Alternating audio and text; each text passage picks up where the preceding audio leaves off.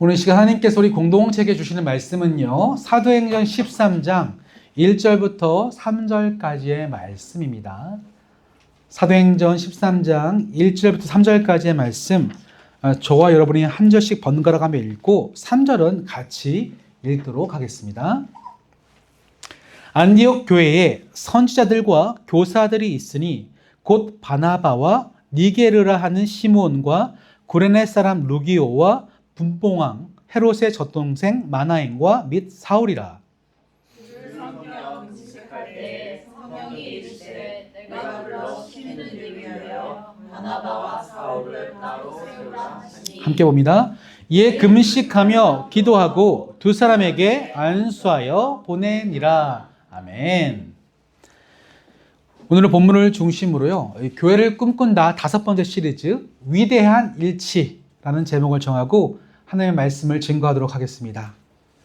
우린 지난 한 주간 우리 추수감사 예배를 통해서 이 감사가 무엇인지 함께 묵상해 보았습니다. 기억나시죠? 감사의 반대말은 뭐죠? 익숙함, 당연시함이었습니다. 그죠? 우리가 함께하는 것들, 내게 누리는 것들을 당연시 생각할 때에 어느샌가 감사가 사라지고 불평, 불만이 올라오게 되었습니다. 그런 점에서 우리가 서로 만나서 예배하는 서로를 향해서도 절대로 당연시 또 익숙하게 여기지 않으면 참 좋을 것 같아요. 그런 점에서 이 시간 우리가 앞뒤 좌우의 얼굴을 바라보시면서 이렇게 좀 인사를 나누시겠습니다. 당신의 존재는 내게 있어서 감사의 이유가 됩니다. 인사하시겠습니다. 당신의 존재는 내게 있어서 감사의 이유가 됩니다. 아멘. 아멘이죠? 네, 서로의 존재가 당연시 되어지지 않았으면 감사하겠습니다. 저는 이번에 이 교회 설립을 준비하면서요, 참 하나님께 제 맡겨주신 마음이 있어요. 대부분의 교회들이 어떤 교회 행사들을 준비하다 보면 준비하시는 성도님들이 좀 소외되거나 섬기는 일들로 말미암아 행사 자체에서 소외되는 경우를 참 많이 봅니다. 그런데 물론 교회 설립에 있어서 주인공은 하나님이시지만 그 하나님의 부르심에 따라 순종하는 여러분들, 하나님께서 정말 지난 1년간 이곳에 보내주셔서 공동체로 함께 나가는 여러분들이 그 예배의 주인공이자 축복의 대상이 되어야 할 줄로 믿습니다. 그런 점에서 여러분들 한 사람 한 사람의 존재가 또 제게 있어서 하나님께서 보시기에 얼마나 아름답고 또 저한테는 감사의 이유가 되는지 모릅니다. 함께 이 시간 우리 이번 예배를 준비하면서 이런 풍성한 하나됨과 하나님에 대한 감사가 우리 가운데 먼저 우리 안에서 함께 풍성하게 일어나게 되어지기를 간절히 바라고 기도합니다. 저는 평상시에 옷을 입을 때 보시면 알겠지만 크게 무난한 옷을 굉장히 좀 선호합니다. 튀거나 밝은 색상보다는 좀 무채색 계열의 묻어가는 색깔을 좀 편하게 입고 즐기는 경향이 있어요. 그런 옷들은 어디에 코디를 해도 입어도요, 되게 자유롭게 또한 다양하게 묻어갈 수 있는 스타일이 있기 때문에 그렇습니다. 제가 그러다가 몇 달 전에 모자를 사러 갔는데요, 유달리 저의 머리의 모양과 스타일에 딱 맞는 모자가 하나 있었는데 그 색깔이 굉장히 튀었어요. 어떤 색깔인지 아십니까? 연도색입니다. 뭐 상상이 되십니까? 유난히 영롱한 밝은 그 연두 색깔 모자가 제 시선을 사로잡아서 딱 쓰고 사려고 하는데 고민이 되기 시작하는 거죠. 내가 가지고 있는 옷과 매칭이 될까? 지금 내가 이 모자의 색깔 어울리는 코디가 있는가? 몇 가지 시뮬레이션 돌려보니까 도무지 답이 나오지 않더라고요. 한 번은요, 제가 저희 아이들한테 떡볶이를 만들어준 적이 있습니다. 파는 것과 거의 비슷하게 좀 맛있게 만들어서 딱 내놓았더니 우리 딸아이가 어떤 평가를 내놓았을까요? 짜잔! 했더니 시큰둥한 거예요. 아빠, 떡볶이는 치즈를 뿌려야 되는데. 이 두 가지 이야기 속에 담겨진 공통점이 뭘까요? 인간은 뭐든 조화를 굉장히 중요시한다는 거죠. 옷 입을 때도 인간은요, 깔맞춤을 하려는 본능들이 있어요. 심지어는요, 상의, 하의뿐만 아니라 안경의 색깔, 신발까지도요, 다 이렇게 색깔의 조화를 추구하면서 자신의 개성을 뽐내려고 하죠. 음식은 얼마나 조화롭게 먹습니까? 그죠? 떡볶이에는요, 치즈죠. 아니세요? 저는 그런데. 라면에 뭐죠? 김치입니다. 그죠? 게다가 스파게티엔 마늘빵. 공감이 안 되시죠? 제가 술로 예를 들을게요. 그럴 줄 알고 술을 갖고 왔어요. 목사가 술로 예를 든다는 게 좀 찔리긴 하지만 이건 설명하는 거니까. 자, 스테이크엔 뭡니까? 어떻게 아세요? 그것도 레드 와인이죠. 스파게티, 해물, 연어구이에는 화이트 와인이고요. 그죠? 치킨에는 이럴 줄 알았어. 콜라죠. 교회 다니시는 분들이 지금 치콜 아닙니까? 예, 용서합니다. 예. 예, 저만 알고 있을게요.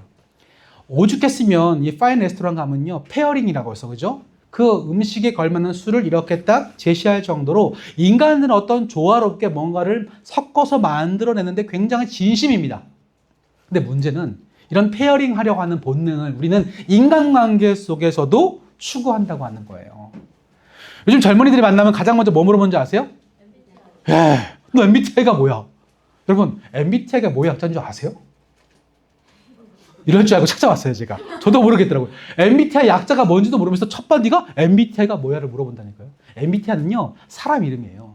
메이어스 브릭스, 그리고 타입 인디케이터. 그러니까 제2차 세계전 이후에 이 메이어스라는 엄마랑 브릭스라는 딸이랑 브릭스라는 엄마가 만들었어요. 사람의 성격을 분류해서 유형을 검사하는 프로그램을. 근데 한국 사람은 이거 너무 지나치게 몰두하죠. 북미권에서는요, MBTI 별로 반기지 않습니다. 회사에서 좀 약간 팀워크 할 때 쓸 뿐이지 어떻게 사람은 16가지로 구분해서 딱딱 유형을 규정화할 수 있는가를 반문하죠. 하지만 한국에서는요, 목숨을 겁니다. 어떻게든 이 MBTI를 통해서 나랑 맞는 사람과 맞지 않는 사람을 구별하고요. 특별히 맞는 사람 너무나 반가워하고 좀 안 맞는 사람끼리만 서로 이렇게 각을 세워가면서 그걸 개그의 소재로 삼기도 해요.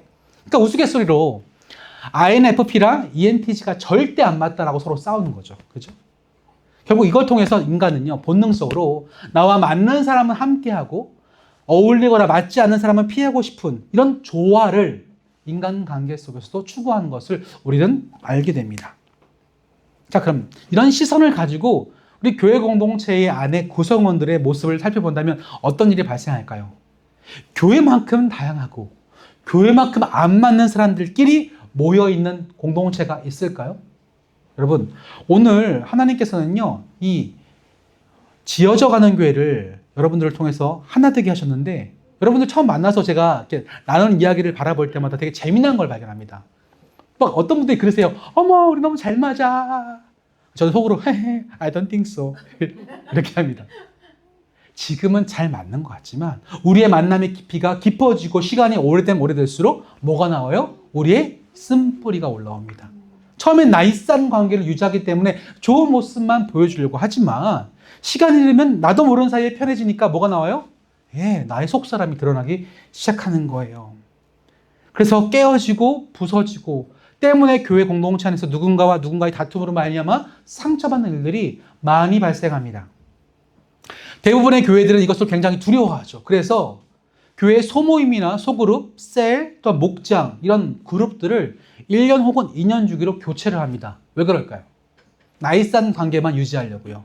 그 시간 더 연장시키면 그 속에 쓴뿌리가 올라와서 서로 싸우고 다투고 깨지고 막 난리를 치니까 이미 그런 단계까지 가지 못하도록 한 1, 2년 정도의 교체를 해서 서로 그냥 대면 나이스한 관계만 유지하도록 전략적으로 이게 충돌을 방지하려는 모습들이 있어요.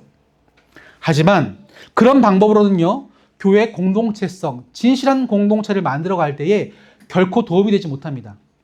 여러분, 서로 나이스한 관계를 맺다 보면요, 그 사람이 진정 그 사람 속에 뭐가 있는지 알 수 있습니까? 몰라요. 서로 그 쓴뿌리가 올라와서 때로는 다투고 의견 충돌이 벌어지면서 심지어는 싸우면서 주님의 사랑으로 사랑한다고 하는 것은 이렇게 배워가는구나라는 것을 우리 모두가 알게 되어지는 거죠. 여러분, 사랑하려면요, 싸우는 자리에 가야 돼요. 제가 감히 여쭤봅니다. 혹시 부부이신 분들, 나는 나의 배우자와 한 번도 싸우지 않았습니다. 손 들어보세요. 사랑하지 않는 거예요, 그건. 사랑을 모르는 거예요. 한 번도 안 싸웠으면 거짓말입니다. 왜요? 사랑을 하지 않은 거거든요. 사랑하면 싸워요. 왜요? 모든 것을 보여주기 때문에. 근데 진짜 여러분, 저는 그래서 여러분 서로 막 와, 우리 너무 친해 라고 할 때 속으로 조만간 싸울 텐데 라고 예상합니다.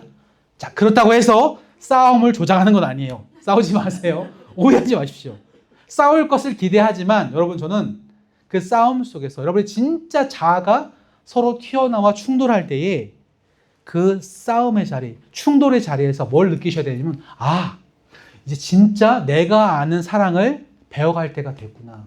내가 하나님의 말씀을 통해서 배우는 사랑을 실천할 때가 되었구나라고 느끼고 싸움이 있기 전에 쓴뿌리가 올라오기 전에 사랑으로 제거하거나 사랑으로 품어내는 훈련을 하셔야 돼요. 그런 공동체는 희망이 있습니다. 단순히 1년, 2년이 아니라 5년, 10년, 50년이 되어도 그 속에서 그 상대방의 마음을 이해하고 품어주는 진정한 하나님 사랑과 이웃 사랑의 성숙함이, 성장함이 공동체 가운데 나타날 수 있기 때문에 그래요.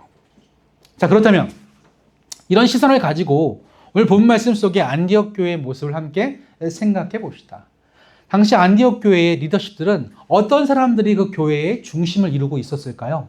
본 말씀 1절 말씀을 같이 보겠습니다. 시작. 안디옥 교회에 선지자들과 교사들이 있으니 곧 바나바와 니게르라 하는 시몬과 구레네 사람 루기오와 분봉왕 헤롯의 젖동생 마나엔과 및 사울이라. 이 사람들이 당시 교회의 안디옥의 리더들이었습니다.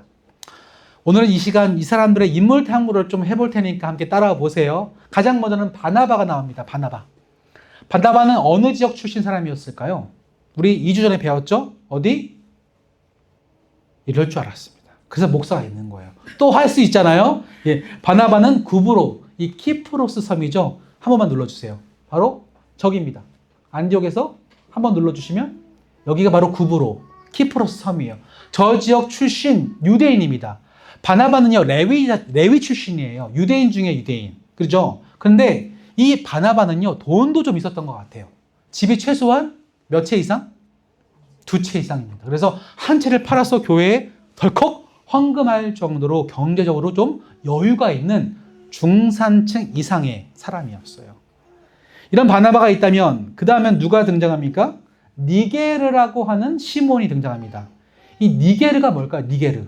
여러분 영어에 어떤 특정한 인종을 지칭하는 영어 단어가 하나 있어요. 뭔지 아세요? 제가 이제 제 입으로 말하면 이제 큰일 나기 때문에 니 땡땡이라는 단어가 있죠. 거기서 이 니게르가 거기서 온 말이에요. 니거, 니그로. 그러니까 이 니게르라는 말은요, 피부가 까만 사람이라는 뜻입니다. 그래서 이 니게르 시므온은 추측한데 흑인이었을 것이다 생각해 볼 수 있어요. 흑인이었을 것이다. 이미 그 당시 이 초대교회 공동체 안에 안디옥 교회에 뭐가 있어요? 흑인이 있었습니다. 근데 어떤 사람은요, 이 니게르의 시므온을 여러분 아시는 구레네 사람 시몬과 일치하기도 합니다. 학자들마다 의견은 분분하긴 한데 여러분 이 구레네 사람 시몬이 뭐 했던 사람이죠? 혹시 기억나십니까? 예수님의 십자가를 대신할 사람이 구레네 사람 시몬이죠. 근데 이 구레네 사람 시몬을 설명할 때 그 앞에 알렉산더와 루포의 아버지라고 나와요. 이 루포가 또 어디 나온 줄 아세요? 로마서 16장 13절. 바울이 로마교회 편지 쓸 때에 루포를 언급하면서 루포의 어머니에게 문안하라는 구절이 나옵니다. 이것을 통해서 학자들이 주장하건대 아마 구레네 사람 시몬은 우연찮게 어쩌다가 예수님의 십자가를 대신 지다가 그가 복음을 영접하게 되었고 그의 가족 모두가 예수님을 믿게 되었다는 거죠. 그래서 이 초대교회 공동체에 바울도 알 정도로 아주 멤버십을 갖추게 되었다라는 거예요.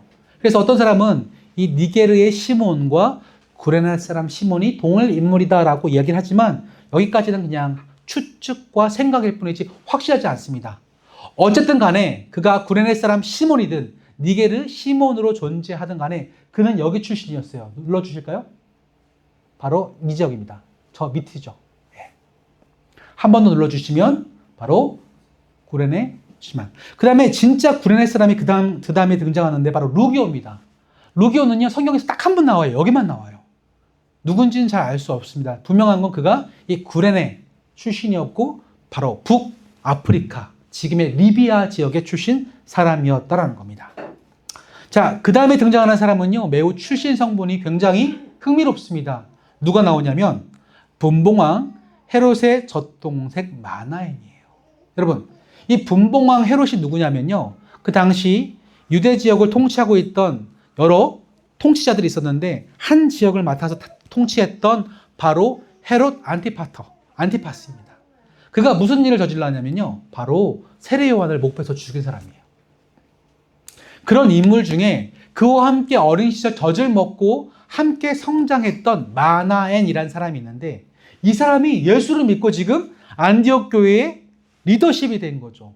놀랍지 않습니까? 자기 젖 먹던 형은 주님의 오실 길을 예배했던 선지자를 목을 베었는데 그의 젖동생은 지금 귀족이면서 왕족임에도 불구하고 안디옥 교회의 리더십으로서 지금 당당히 이곳에 이름이 기록되고 있는 거죠. 그는 남부러울 것 없는 사람이었을 거예요. 당시 사회적인 계층으로 볼 때 최상위 계층, 왕족 혹은 귀족이었을 겁니다. 그런데 지금 교회를 섬기고 있는 거예요. 자, 그 다음에 등장하는 사람이 있죠? 누굽니까? 여러분 잘 아시는 바로 사도 바울, 사울입니다. 이 사울이 바울 된 것은요, 이름이 두 개가 아니라 이 사울이란 단어는 히브리식 표현이고 그리고 바울은 헬라식 표현이에요. 우리가 읽었던 이 사도행전 13장 이후를 보시면 3절 이후에 그때부터 사울이라는 표현이 등장하지 않고 바울이라는 표현이 등장합니다. 그 말은 이제부터 바울이 하나님께서 이방인의 사도로서 복음 전파하는데 그 일을 감당케 하셨기 때문에 의도적으로 헬라식 이름인 바울만을 사용했을 것이라고 추측합니다. 그런데 이 바울이 어떤 사람이죠? 유대인 중에 유대인, 율법주의자였습니다. 그는 본래 저 위 눌러주실래요? 터키의 다소, 지금의 타르수스라는 지역의 출신 사람이었어요. 근데 그는요 이미 유대인이었습니다. 누구보다 철저하게 베냐민 지파 사람이었죠. 이 사람들이 지금 모여서 이제 이 안디옥, 초록 색깔, 저 안디옥 교회의 리더십을 갖추게 되었고 그때부터 하나님의 일을 위해서 함께 모여서 애쓰기 시작합니다. 여러분 놀랍지 않습니까? 안 놀라우세요? 지금 인종적으로, 지역적으로, 신분 계층으로 너무나 다양합니다. 그들은요 헬라인에다가 유대인에게다가 북아프리카 흑인에다가 평민에다가 중산층, 왕족, 귀족도 있어요. 이 수많은 사회적으로 볼 때 하나가 될 수 없는 사람들이 모여서 지금 안디옥 교회 리더십이 되었다고 하는 거죠. 자, 그렇다면 이렇게 다양한 사람들이 모여서 하나의 목적을 위해서 모여 있는데 이들을 한데 묶어주신 분이 과연 누굽니까? 2절에 등장하죠. 주를 섬기고 있다는 거예요. 주를. 이들이 만나서 모이게 된 것은 주님을 섬기기 때문에 모였어요. 지금 이 자리에 함께 모여 있다고 하는 겁니다. 여러분, 이건 세상의 관점에서 볼 때 우리는 이해할 수 없는 일입니다. 아까 언급했다시피 인간은요, 조화를 굉장히 중요시 생각해요. 결혼을 할 때도 내 배우자가 나와 조화가 잘 맞는 사람을 택하는 게 인간의 본능 아니겠습니까? 일할 때도 나와 일하기가 편한 사람을 추구하는 게 나의 본능이에요. 근데 하나님은요, 정말 이방 선교의 문을 활짝 여시고 세계 복음화를 위해서 지금 막 뛰어가는 그 첫 단계에서 이 말도 안 되는 조합, 말도 안 되는 지역의 사람들, 말도 안 되는 계층의 배경을 가진 사람들을 모아서 이 일을 감당케 하고 계십니다. 이런 비상식적인 하나됨이 오늘 우리에게 가능하다고 얘기하는 것은 이들이 모인 이유가 주를 섬겼기 때문에 그렇습니다. 주님 안에서 그들이 다양한 모습을 가지고 하나가 되어서 그때부터 성령께서 그들을 확 묶어내시니까 역사가 벌어지는 겁니다. 자, 그렇다면 어떤 역사가 벌어지는지 본문을 통해서 한번 읽어보겠습니다. 2절과 3절 같이 읽겠습니다. 2절과 3절입니다. 시작! 주를 섬겨 금식할 때에 성령이 이르시되 내가 불러 시키는 일을 위하여 바나바와 사울을 따로 세우라 하시니 이에 금식하며 기도하고 두 사람에게 안수하여 보내니라. 아멘. 비로소 그리스도인이 되었던 안디옥 교회가 주를 섬기게 되었고 주 안에서 하나가 되었을 때 성령께서 그들을 이끌어 가십니다.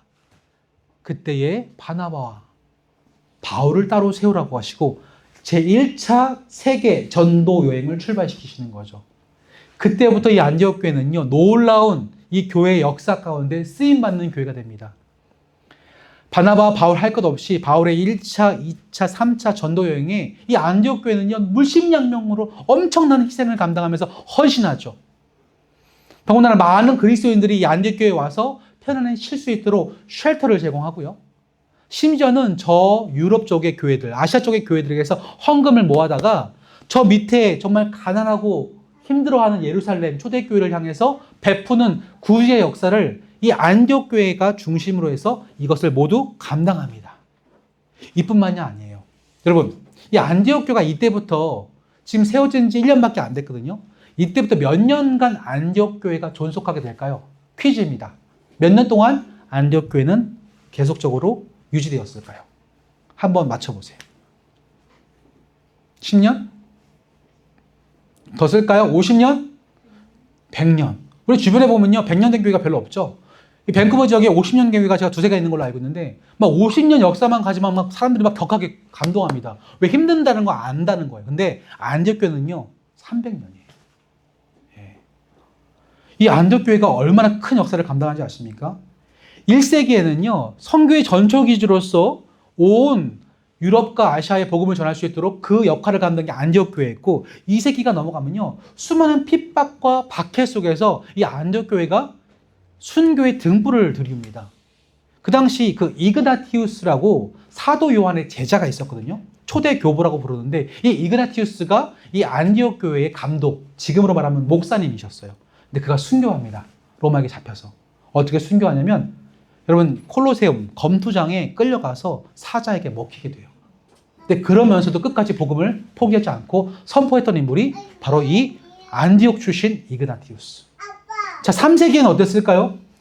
그때는 이제 숱한 박해 속에서 계속적으로 신앙의 정체성을 지키는데 안디옥 교회가 한몫했고, 4세기에 이르러서 기독교가 공인화되고 국교화가 되었을 때, 이때부터 이 기독교 신앙을 정립하고 신학을 세워가는데 이 안디옥 교회 출신들이 활동하기 시작합니다.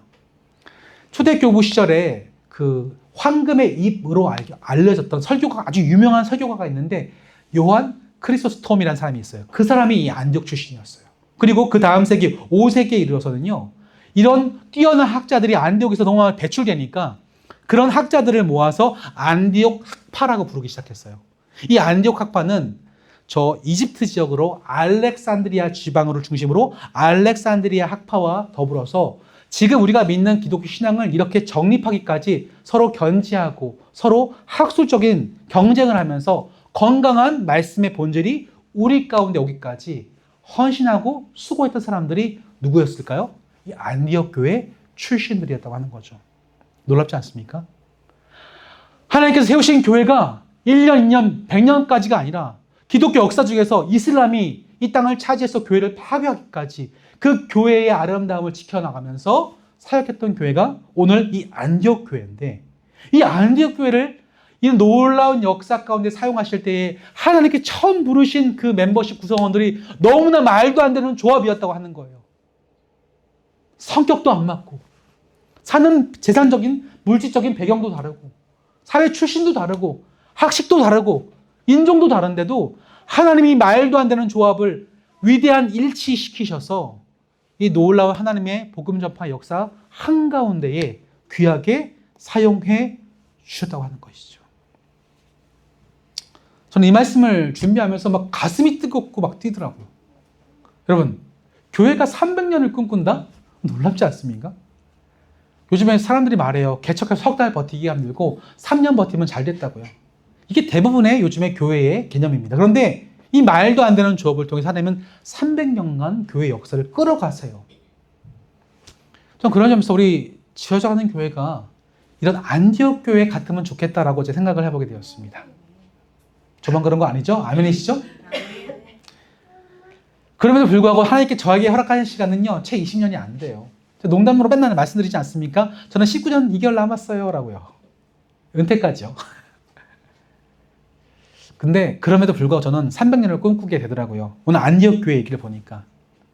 우리는 웃지만 오늘 하나님께서 주를 섬기고자 하는 자들이 자신의 다양한 배경에도 모여서 주를 온전히 믿고 섬기고 성령의 인도하심을 따를 때 이렇게 역사를 움직여가는 하나님의 도구가 된 것처럼 이 땅에 지어가지 않은 교회가 채 1년도 안 되었지만 말도 안 되는 조합들의 사람들이 만나서 지금 움직여지고 있지만 안디옥 교회처럼 줄만을 섬기고 성령의 감동으로 하나가 된다면 왜 안디옥, 또 다른 이 시대의 안디옥 교회처럼 쓰임받으라는 보장이 없지 않습니까? 반드시 쓰임받게 될 줄로 믿습니다.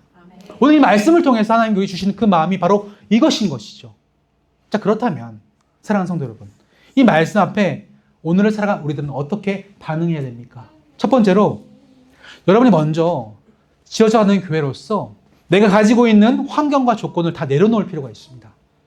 하나님이 누군가를 쓰시고자 한다면요, 그가 어떤 사람인지, 어떤 배움이 있는지, 어떤 삶을 살아왔는지, 가진 것이 무엇인지 다 중요하지 않습니다. 하나님은 사람을 외모로 취하지 않으시고 그 마음의 중심을 바라보시는 하나님이에요. 내 마음의 중심에 하나님이 계시면, 하나님이 쓰시고자 하시면 그가 누구라고 할지라도 하나님은 쓰실 수 있다는 겁니다. 심지어 한 번도 사람을 태우지 못한 나귀 새끼도 하나님은 사용하시지 않습니까? 때문에 우리에게 지금 필요한 건요, 나를 쓰시고자 할 때 나의 모든 것을 다 내려놓고 있는 그대로 주님께 나를 내어드리는 것, 그것만이 우리에게 필요한 모습인 줄로 믿습니다. 두 번째로, 우리가 이런 교회가 되기 위해서는요, 서로의 모습을 바라볼 때 이제 앞으로 서로의 틀림을 바라보지 못하고 틀림으로 받아들이지 말고 다름으로써 해석한 다음에 하나님이 나를 이 사람과 왜 페어링 시키셨는가를 고민해 보면 됩니다. 주 안에 우린 하나라고 하죠. 모습은 어때도 달라도, 근데 모습은 다른데 그 모습이라는 단어 속에 여러분의 환경과 여러분의 재산과 여러분의 사회적인 위치와 경험과 배움과 다 대입시켜 보세요. 그것들이 다 다르지만 왜 우리를 페어링 하셔서 팀으로 묶어주셨는지 우리는 앞으로 진지하게 고민해 봐야 됩니다. 이런 고민하는 사람들은요, 서로를 바라볼 때 그것이 틀림이 아니라 다름으로 여겨지게 돼요. 다름으로 여겨지면 뭐 하면 됩니까? 다름을 맞춰가게 되는 거죠. 일하는 방식, 성격, 말투, 태도는 사실 다 비본질적인 거예요. 그러니까 주의를 할 때에 본질에만 집중하면 됩니다. 내가 그와 함께 진짜 하나님을 섬기고자 하는가?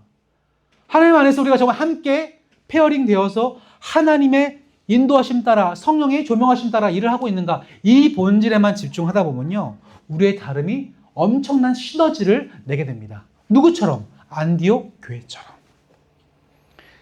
우리가 그런 서로의 다름을 바라볼 때에 우리가 영적으로 성장할 수 있는 또한 기회도 되어지기 때문에 그렇죠.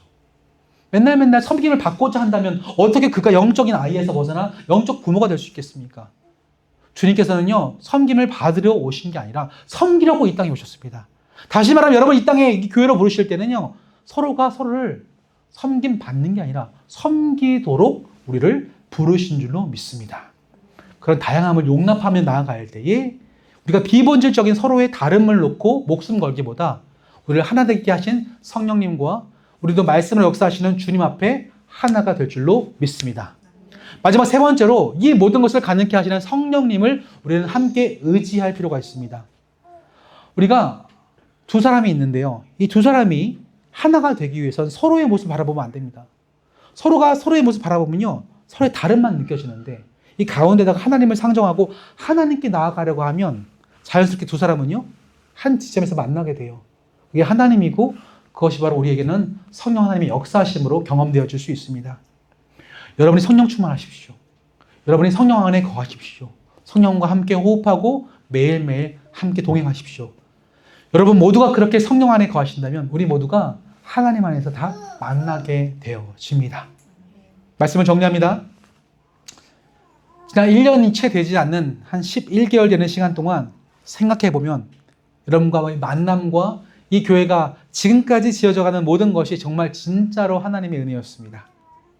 이런 은혜를 가지고 우리가 1년뿐만이 아니라 앞으로의 10년, 20년, 200년 후에도 또 2000년 후에도 언제 주님 오실지 모르겠지만 그때까지 우리가 함께 지어져만 갈 수만 있다면 이 땅의 안디옥 교회가 또다시 우리의 모습을 통하여 이 땅에 현실될 수 있지 않을까요? 함께 이 안디옥 교회로서 역할을 감당하는 저와 여러분이 함께 꿈꾸는 교회 되기를 원합니다. 함께 설립 예배를 준비하면서 그때 그 안디옥 교회가 이 땅 가운데 시대와 공간을 뛰어넘어 하나님께서 이 말도 안 되는 조화를 위대한 일치함으로 만들어 가시는 이 놀라운 하나됨 앞에 모두가 동참하셔서 그 기쁨을 누리고 하나님께서 우리 삶을 사용하실 때 그 풍성한 감사를 고백하게 되는 저와 여러분의 신앙생활, 공동체 생활, 교회 되어 주시기를 주님의 이름으로 간절히 축복합니다. 아멘. 이 시간 우리 함께 말씀을 정리하면서 한 세 가지를 놓고 기도의 제목을 삼고자 합니다. 첫 번째 기도 제목은요, 먼저 여러분들이 자신을 좀 내려놓는 기도했으면 좋겠어요. 난 이래서 안 되고, 내가 이래서 부족하고, 나 이래서 형편없고, 나 이래서 환경이 안 되고가 아니라 있는 모습 그대로 주님을 부르시지 않습니까? 안디옥 교회 하나님께서 뭐 조건으로 부르신 거 아니잖아요. 그들은 모두 있는 그대로 부르셨잖아요. 이 부르심 앞에 내가 있는 그대로 주님께서 도구로 쓰시고자 할 때에 나를 내어놓고 헌신할 수 있게 해달라고 함께 기도의 제목 삼으시고요. 두 번째로는 우리가 다름 속에서 서로의 차이를 발견할 때에 그것이 나의 사랑을 증명할 수 있는 기회로 하시고 그 교회 안에서 서로의 다른 배경과 성향을 가진 사람들을 이해하고 사랑하고 갈등을 성장의 기회로 삼을 수 있게 해달라고 이것을 놓고 함께 또한 기도하셨으면 좋겠습니다. 세 번째로 우리가 좀 성령 안에서 하나 됐으면 좋겠어요. 성령 안에 있는 사람은 성령의 일을 도모합니다. 육신 안에 있는 사람은 육신의 일을 도모하죠. 우리 모두가 성령의 일을 도모하면 성령 안에서 만나게 되어 있어요. 성령 안에서 하나가 되어 있습니다. 이 성령을 함께 따라가며 성령 안에서 하나됨을 추구할 수 있는 여러분 되시길 바라고, 마지막 네 번째로 설립 기념 예배를 놓고 함께 기도하면서 하나님이 우리 교회를 세우신 선명한 뜻을 깨닫는 시간 되게 해달라고, 우리 함께 이 네 가지를 놓고 함께 이 시간 소리내어 통성으로 함께 힘차게 기도하시겠습니다. 하나님 감사합니다. 오늘 주신 귀한 말씀을 통하여서 정말 교회는 꿈꾼다 다섯 번째 위대한 일치라는 제목을 가지고 이 안디옥 교회의 모습을 함께 생각해 보았습니다. 하나님, 안디옥 교회가 얼마나 하나님께서 아름답게 사용하셨던 위대한 교회였습니까? 그 교회가 위대한 게 아니라 그 교회를 사용하신 하나님이 위대하십니다. 하지만 그들이 정말 모였을 때보다 위대한 모습이 있었습니까? 너무나 다른 사람들이 모였습니다. 흑인도 있었고 유대인도 있었고 헬라인도 있었고 철저한 정통 유대인도 있었습니다. 정말 서로 말도 섞지 아니할 신무적인 격차가 있었고 세상 속에서는 정말 하나 되지 못하는 수많은 계층의 사람들이 다양한 성격과 모습을 가지고 그 자리에 나와 있었습니다. 그런데 그들은 한 가지의 목적이 있었습니다. 그 목적은 바로 주를 섬기는 일들이었습니다. 주를 섬기고 금식함으로 겸손히 주 앞에 기도할 때 성경께서 그들에게 한 마음을 주셨습니다. 그 마음은 안디옥 교회가 앞으로 무슨 일을 감당할지에 대한 세계 선교로 향한 비전이었습니다. 그래서 기도하고 금식하며 바울과 바나바를 파송하는 일들로 말미암아 세계 선교의 문을 그렇게 안디옥 교회를 시작하시지 않았습니까? 그 교회의 전통이 300년간 이루어졌고 하나님의 기독교 역사 가운데 안디옥 교회가 행했던 모든 일들이 지금 우리가 있는 이 교회의 역사 이르기까지 얼마나 많은 그 기초를 닦아내게 되었습니까? 그런데 왜 이 땅 가운데 점점 이 안디옥 교회를 닮은 교회들의 모습들이 희박하고 사라져가고 희미해지고 있습니까? 혹시 우리가 이 다양한 모습을 가지고 서로 정죄하며 서로 판단하며 서로 손가락질 하는 일들 때문에 우리가 하나님께서 베풀어 주신 다양함 속에서의 위대한 일치를 놓치고 있는 것은 아닐까요? 우리가 부부 가운데서도 이런 다양한 속에서 서로 일치를 바라보지 못할진데 하물며 교회 안에서 정말 이웃 간의 관계 속에서 어떻게 일치를 바라볼 수가 있겠습니까? 허나 다시 한번 우리의 다양한 이 모습들을 가지고 있는 모습 그대로 다시 한번 주님 앞에 나 다 모든 것을 꺼내놓습니다. 하나님, 내 자신을 먼저 주님 부르실 때에 나의 가진 것을 향해서 내가 누리는 것을 향해서 고민하고 갈등하고 다른 것 때문에 고민하는 것이 아니라 있는 모습 그대로 나의 모습을 주님께 내려놓을 수 있는 헌신의 모습이 우리 가운데 있었으면 좋겠습니다. 나를 보실 때에 나의 외모가 아니라 나의 마음의 중심을 바라보시는 하나님께서 나를 있는 모습 그대로 불러주셨기 때문에 나의 모든 것을 다치하고 오직 주님만을 바라보고 헌신하며 나갈 수 있는 나의 마음 될 수 있도록 도와주시옵소서. 두 번째로 하나님, 우리가 정말로 다름을 통해서 발견하게 되는 차이점을 가지고 다투고 갈등하고 고민하고 정죄하는 것이 아닌 다름 속에서 내가 어떻게 사랑으로서 일치를 이룰 수 있을 것인가에 대한 깊은 고민을 통하여 성장의 발판과 기회를 삼을 수 있도록 도와주시옵소서. 다름이 틀림이 아니기에 틀림 속에 답을 찾는 것이 아니라 다름 속에 조화를 찾으려고 몸부림치며 기도하며 주님 앞에서 나의 연약함을 가지고 나아가며 나도 누구를 사랑으로 섬기듯 그도 나를 다름을 가지고 사랑으로 섬길 수 있는 아름다운 공동체의 섬김의 모습이 우리 가운데 나타나기를 소망합니다. 또한 성령 안에서 우리가 하나 되기를 소망합니다. 상대방의 모습을 바라보고 인간적인 모습 속에 답을 찾으러 간다면 서로 어긋날 뿐이지만 우리가 그 중심에 하나님을 두고 하나님 성령님의 인도하심을 따라서 하나님께 다가갈 때 결국 우리는 만나게 되고 성령 안에서 성령의 일을 도모할 수 있는 성령의 공동체가 되어준 줄 믿습니다. 이것을 위해서 지어져가는 교회들을 다양한 모습 속에서 불러주신 줄 믿사오니 이 지어져가는 공동체가 정말 이번에 설립 감사 예배를 준비하면서 이 다양한 모습 속에 하나 되는 역사를 통하여서 이 땅 가운데 안디옥 교회처럼 단순한 10년, 20년뿐만 아니라 이 땅에 주님 오시는 그날까지 이 교회로서의 사명을 감당할 수 있는 공동체로서 주님께 쓰임받을 수 있도록 은혜를 베풀어 주시고 사용하여 주시고 인도하여 주시옵소서. 주님께 모든 것을 맡겨드립니다. 이 땅에 안디옥 교회가 실제가 되게 하시고 이 땅에 정말 우리 눈앞에 보여지는 현재가 될 수 있도록 우리를 삼아주시고 우리를 사용하여 주시고 인도하여 주시옵소서. 주님께 우리 모든 것을 내려놓고 맡겨드립니다. 주님 감사합니다. 아버지 감사합니다.